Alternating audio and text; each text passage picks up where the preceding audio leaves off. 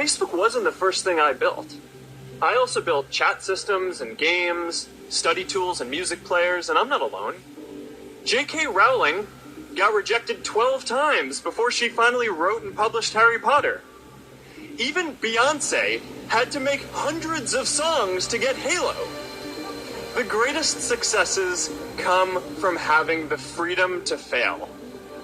Mark Zuckerberg, billionaire CEO of Facebook and Meta, began building his empire at the age of 12 years old when he first started to code. Reporting that there is an email from Harvard. Is that correct? Years later, he was accepted into Harvard as a computer science major. Yay. What? I got accepted. Are you serious? Yeah. All right! Yes! Facebook came from humble beginnings, straight out of Zuckerberg's college dorm room. When we first launched, we were hoping for, maybe 400, 500 people. Harvard didn't have a Facebook, so that's the gap that we were trying to fill. And now we're at 100,000 people, so who knows where we're going next. I remember that night I launched Facebook from that little dorm in Kirkland House. I went to Noakes with my friend, and I remember telling him clearly that I was excited to help connect the Harvard community, but one day someone would connect the whole world. The thing is, it never even occurred to me that that someone might be us. We were just college kids. We didn't know anything about that. There were all these great big technology companies with all these resources, and I just assumed one of them would do it. But this idea was so clear to us that all people want to connect. So we just kept working on it, day after day after day. And I know that a lot of you are going to have your own stories just like this. A change in the world that seems so clear that you are sure someone else is going to do it. But they're not. You will.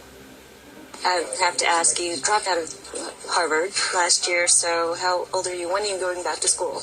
Well, that's unclear. I am 21, but I finished my sophomore year and came out to Palo Alto, fully expecting that I'd actually go back to Harvard in the fall, but didn't quite make it after Peter put his money in. But we started building a company instead, and I got a little sidetracked. Opportunities like this don't come around that often, so when you get one, I feel like you almost have a duty to see it through and build it to be what it can be. Even though Zuckerberg has reached a peak net worth of $142 billion, he has pledged to give away 99% of his wealth, much of which has already gone towards treatment of diseases. To me, entrepreneurship is about creating change, not just creating companies. And, the most effective entrepreneurs who I've met care deeply about some mission and some change that they're trying to create. And often they don't even start because they're trying to create a company. Be prepared to be misunderstood.